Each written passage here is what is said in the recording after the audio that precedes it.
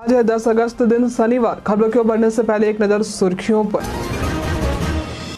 सड़क पर दौड़ने वाली गाड़ियों की तय होगी स्पीड लिमिट। जमाबंदी को अपने आधार और मोबाइल नंबर से संबद्ध करवाने की दी जा रही सलाह। बिहार की सबसे ऊंची पक्षीशाला राजगीर में बनकर हुई तैयार। 20 अगस्त के बाद बिहार के गांवों का होगा सर्वे। देसी गौपालन प्रोत्साहन योजना के लिए इस दिन से आवेदन होंगे शुरू। इस साल के अंत में भारत और ऑस्ट्रेलिया के बीच होगी border Gavaskar trophy. Power generating company ने निकाली भर्ती। MP power generating company limited द्वारा इलेक्ट्रीशियन सहित कई पदों पर भर्ती निकाली गई है। इच्छुक उम्मीदवार इसकी आधिकारिक वेबसाइट mppgcl.mp.gov.in पर जाकर आवेदन कर सकते हैं। आवेदन करने की अंतिम तिथि 21 अगस्त है। आवेदन प्रक्रिया एकदम निःशुल्क है। इस भर्ती के लिए जरूरी है कि उम्मीदवारों ने 10वीं पास किया हो और मान्यता प्राप्त संस्थान से ITI की डिग्री प्राप्त की हो। उम्मीदवारों की आयु सीमा 18 से 25 साल के बीच में होनी चाहिए। भर्ती से संबंधित सटीक और अधिक जानकारी के लिए आप इसके आधिकारिक वेबसाइट और अधिसूचना को देख सकते हैं। जमाबंदी को अपने आधार और मोबाइल नंबर से संबद्ध करवाने की दी जा रही है सलाह।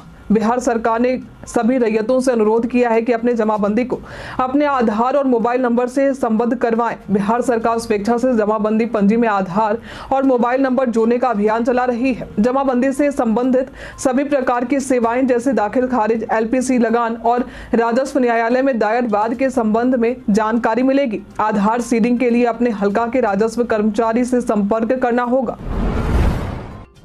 सड़क पर दौड़ने वाली गाड़ियों की तय होगी स्पीड लिमिट। बिहार में कई सड़क हादसे गाड़ियों की अधिक स्पीड के कारण भी होते हैं। लगातार हो रहे सड़क हादसों को देखते हुए बिहार सरकार ने गाड़ियों की स्पीड लिमिट तय करने का फैसला किया है। इसका फैसला कैबिनेट की बैठक में लिया गया है। कैबिनेट बैठक CM नीतीश की अध्यक्षता में हुई है। इसे लेकर कमेटी का गठन भी हो चुका है। अब रोड पर दौड़ने वाली गाड़ियों की अधिकतम गति क्या होगी, सरकार इसका फैसला लेगी। यदि कोई इस तय लिमिट से ऊपर गाड़ी चलाता है तो उस पर कार्रवाई की जाएगी। आपके हिसाब से स्पीड लिमिट को तय करने से सड़क हादसों में कमी आएगी या नहीं, हमें कमेंट में लिखकर जरूर बताएं। 20 अगस्त के बाद बिहार के गांवों का होगा सर्वे। 20 अगस्त के बाद से बिहार के सभी 45,000 से भी अधिक गांवों के सर्वे की प्रक्रिया शुरू होने वाली है। सर्वे के दौरान जमीन पर मौजूद संरचनाओं का वर्तमान भौतिक स्वरूप के आधार पर उन्हें श्रेणीबद्ध किया जाने वाला है। सर्वे के दौरान राज्य सरकार आपके गांव में कहां कितने घर हैं, कुएं हैं, बगीचे हैं, सभी को जानने की कोशिश करेगी। इसके लिए एक सूची तैयार की गई है जो 177 विभिन्न विशिष्टताओं से संबंधित है। सर्वे से सरकार ये जान सकेगी कि जमीन की मूल प्रकृति क्या है। यदि जमीन पर किसी तरह की संरचना या अन्य कोई चीज मौजूद है तो सर्वे में इसका उल्लेख भी होगा।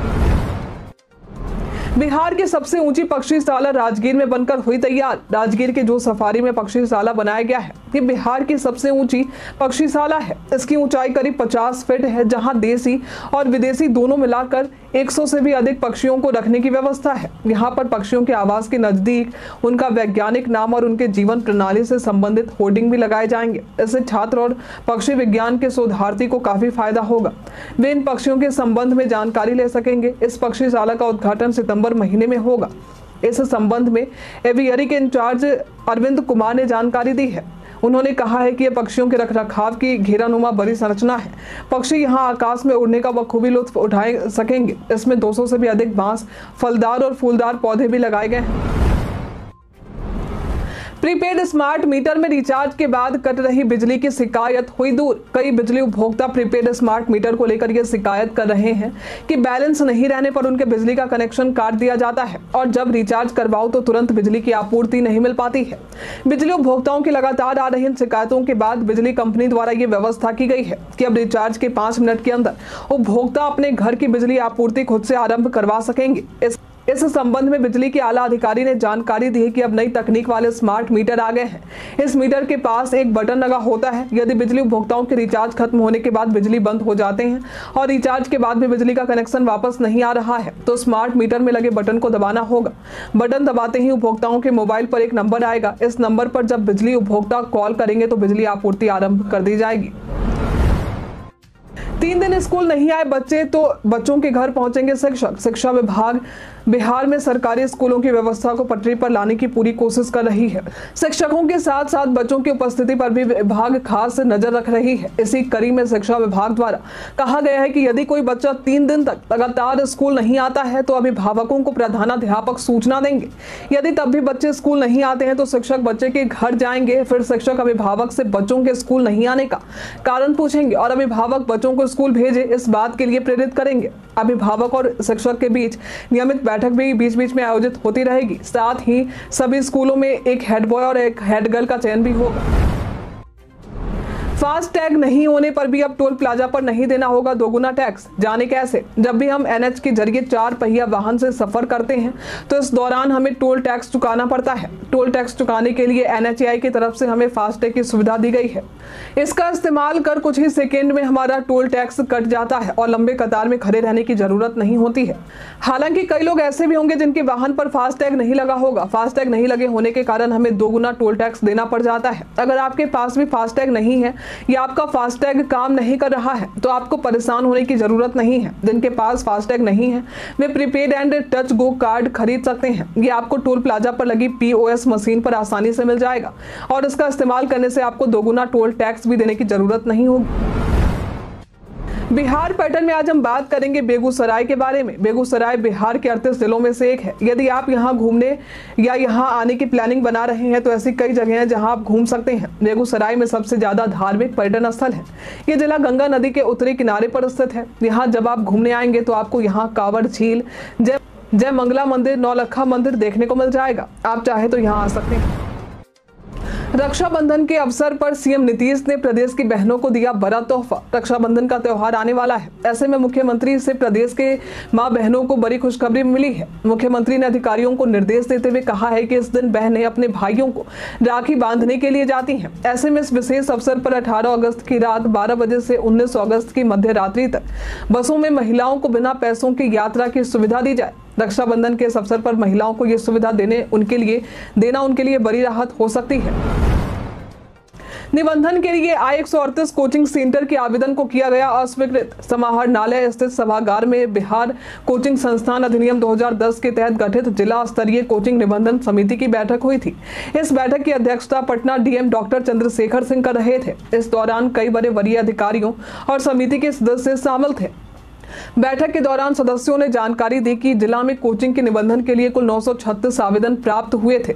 इनमें से 413 आवेदनों को पहले ही निष्पादन करते हुए 413 कोचिंग का निबंधन पहले हो चुका है। वहीं बचे आवेदनों में 138 की जांच हुई और जांच के बाद ये सभी निबंधन के लिए अयोग्य पाए गए हैं, इसलिए इनके आवेदन को भी अस्वीकृत कर दिया गया है। अब जिलाधिकारी ने अस्वीकृत हुए आवेदनों की सूची अनुमंडलवार अलग अलग करके संबंधित अनुमंडल पदाधिकारी को उपलब्ध करवाने के निर्देश दिए हैं। इंस्टाग्राम पर आया बड़ा अपडेट। इंस्टाग्राम को लेकर एक बड़ा अपडेट सामने आया है। पहले यूजर्स इंस्टाग्राम में एक पोस्ट में अधिकतम 10 फोटो या वीडियो ही शेयर कर पाते थे, लेकिन अब इसे बढ़ाकर 20 कर दिया गया है। इंस्टाग्राम के इस अपडेट के बाद अब लोग आसानी से एक साथ कई वीडियो और फोटो आसानी से शेयर कर सकते हैं। आपको बता दें कि यूजर्स को स्लाइड्स के साथ कोलैब करने और म्यूजिक शेयर करने का ऑप्शन भी दिया जाता है। देसी गौपालन प्रोत्साहन योजना के लिए इस दिन से आवेदन होंगे शुरू। बिहार सरकार की तरफ से देसी गौपालन प्रोत्साहन योजना चलाई जा रही है। इस योजना के तहत दुधारू मवेशियों या हीफर के डेयरी इकाई स्थापित करने के लिए 15 अगस्त से आवेदन शुरू किए जाएंगे। आवेदन करने के लिए आपको https://dairy.bihar.gov.in पर आना होगा। आवेदन के लिए जरूरी है कि आपके पास आधार कार्ड, जमीन की रसीद, जाति प्रमाण पत्र, प्रशिक्षण प्रमाण पत्र, बैंक पासबुक और फोटोग्राफ मौजूद हो। बिहार के लाखों शिक्षकों की समस्या को लेकर शिक्षा मंत्री से मिलने आए प्रतिनिधिमंडल। बिहार के शिक्षा मंत्री सुनील कुमार से बिहार के लाखों शिक्षकों की समस्या को लेकर एक प्रतिनिधिमंडल मिलने आया था। ये प्रतिनिधिमंडल बिहार माध्यमिक शिक्षक संघ के अध्यक्ष रघुवंश प्रसाद सिंह और महासचिव शत्रुघ्न प्रसाद सिंह के नेतृत्व में आया था। इस मुलाकात को लेकर शत्रुघ्न प्रसाद ने बताया कि मंत्री ने शिक्षकों के ऐच्छिक पदस्थापना सहित दूसरे विषयों पर शिक्षकों और छात्रों के हित में उदारता पूर्वक विचार करने का आश्वासन दिया है।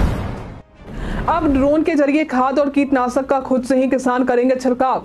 प्रदेश के किसान अपने खरीफ फसल पर खुद ही ड्रोन के जरिए कीटनाशक और खाद का छिड़काव कर सके, इसके लिए उन्हें प्रशिक्षित किया जाएगा। कई बार किसान ड्रोन से अपनी फसल पर कीटनाशक और खाद का छिड़काव करने के इंतजार में ही रह जाते हैं, जिस वजह से इसमें देरी हो जाती है।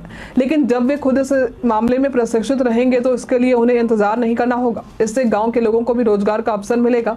इसके लिए राज्य के 101 अनुमंडलों में एक किसान या फार्मर प्रोड्यूसर ऑर्गेनाइजेशन और कृषि यंत्र बैंक एसएचजी को ड्रोन उपलब्ध करवाया जाएगा। कृषि विभाग की वेबसाइट पर ऑनलाइन आवेदन अगस्त के आखिरी सप्ताह से शुरू हो जाएगा। किसानों को 1 सितंबर से प्रशिक्षण दिया जाएगा। प्रशिक्षण की अवधि 2 दिवसीय रहेगी। प्रशिक्षण प्राप्त करने के बाद किसान सितंबर महीने से अपने खेत में खुद से ही ड्रोन के जरिए खाद और कीटनाशक का छिड़काव कर